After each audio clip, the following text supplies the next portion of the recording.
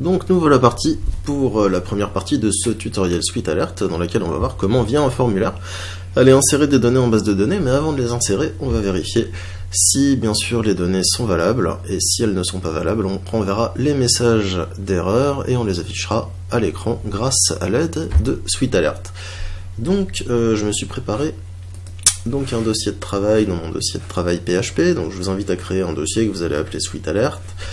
Dedans j'ai juste en fait un fichier index.php, c'est ce que vous voyez à l'écran, il y a juste un formulaire. Donc bien sûr j'ai inclus, pour avoir un style minimum, la feuille de style du Bootstrap de Twitter, et j'ai inclus également jQuery qu'on utilisera pour manipuler les éléments du DOM, ce qui est quand même plus pratique même à l'heure d'aujourd'hui que de le faire en JavaScript pur. Voilà, donc jQuery juste pour avoir un petit peu plus d'aisance. Donc au niveau du formulaire, c'est un formulaire tout simple qui pointe vers index.php, hein. D'ailleurs on n'est même pas obligé de le préciser vu que c'est le fichier sur lequel on est. Donc ça sera posté vers ce fichier. On a donc la méthode post pour envoyer les données par poste. Le formulaire a l'identifiant form et il est de classe form inline. Il y a juste ensuite un bouton de type texte, type task d'ailleurs, je sais pas pourquoi j'ai mis ça, c'est type texte, voilà, qui s'appelle task, qui voilà, donc il y a la place form control avec un placeholder et un autofocus, et un bouton submit qui permet d'ajouter donc une tâche. J'ai également à la même hauteur un fichier app.js dans lequel on codera le JavaScript une fois qu'on aura incorporé Suite Alert.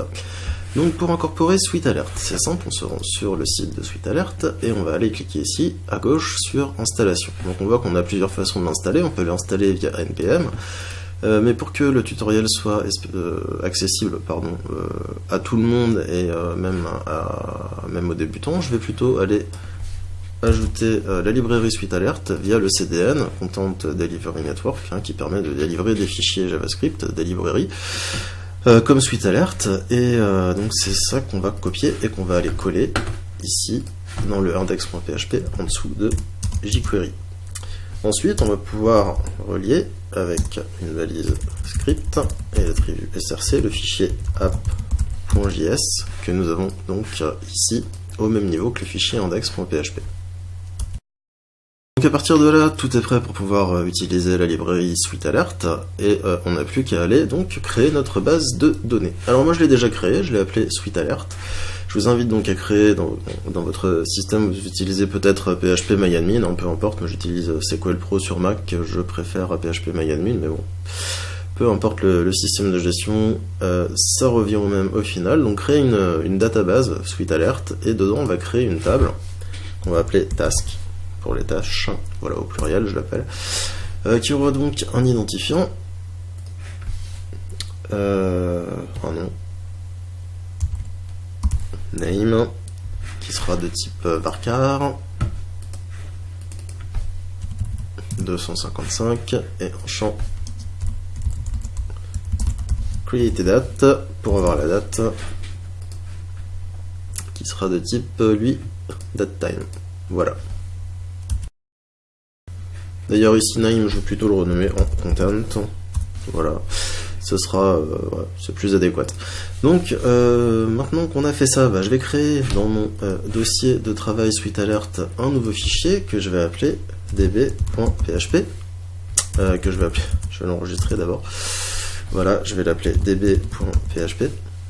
Et dedans, bien sûr, je vais coder tout ce qui va nous servir à nous connecter à la base de données. Je vais requérir ensuite ce fichier dans index.php pour pouvoir l'utiliser, faire les requêtes, récupérer les tâches ou pouvoir les insérer. Donc dans db.php, je vais donc commencer par ouvrir les balises PHP et je vais essayer de me connecter à la base de données. Donc db, try_db est égal new, on va utiliser PDO, new PDO.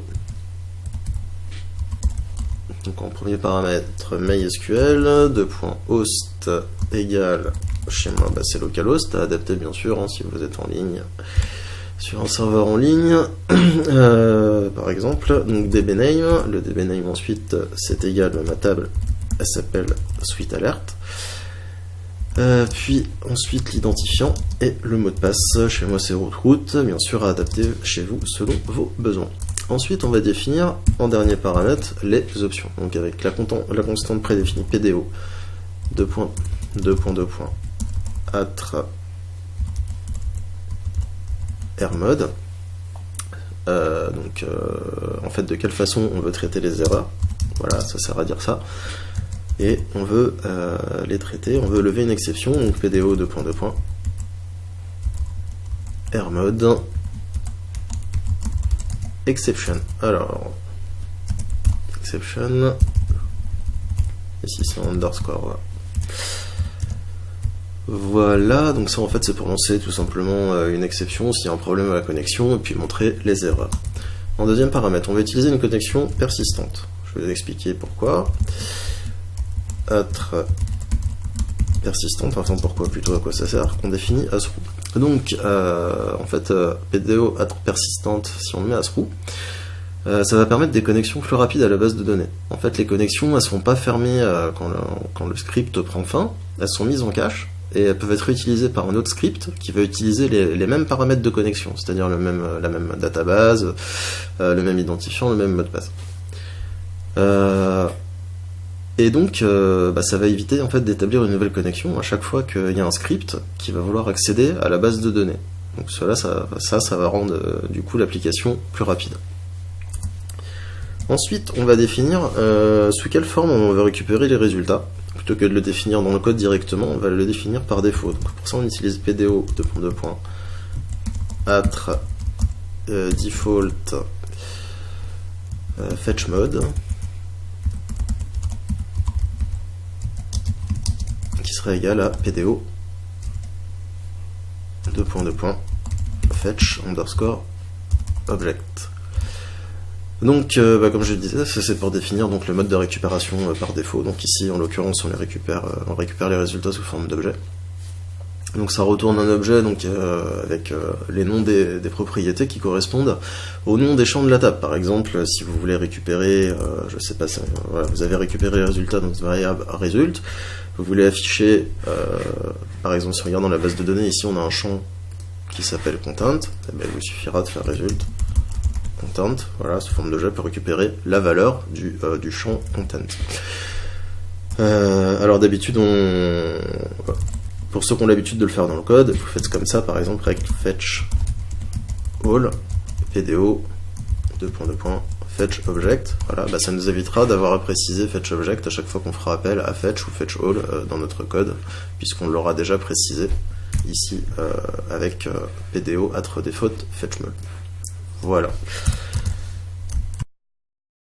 Donc s'il y a un problème à la connexion ou avec tout ça, on attrapera dans un bloc d'erreur catch exception, une exception, et on affichera l'erreur, echo erreur, on affichera le message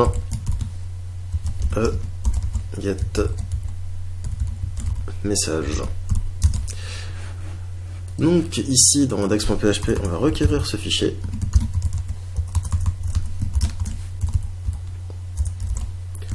Require db.php.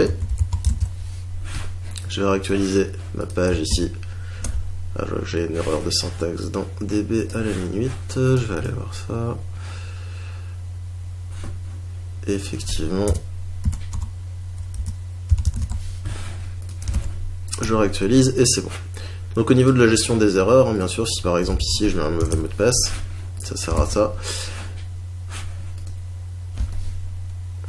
Je vais peut-être mettre ici un exit.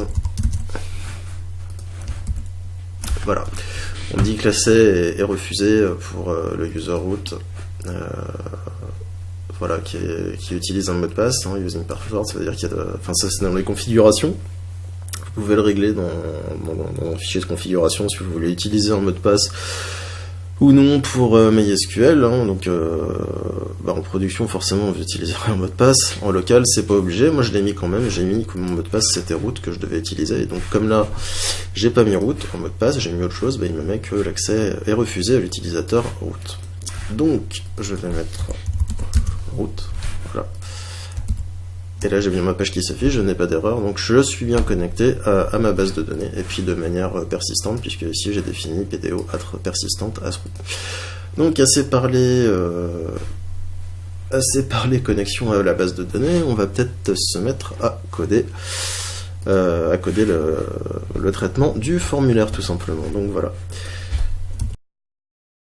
Donc la base de données est prête, on a intégré SweetAlert dans notre template, on a inséré notre fichier aussi app.js, tout est prêt pour pouvoir commencer à coder avec SweetAlert et c'est ce qu'on va donc commencer à faire dans la partie suivante.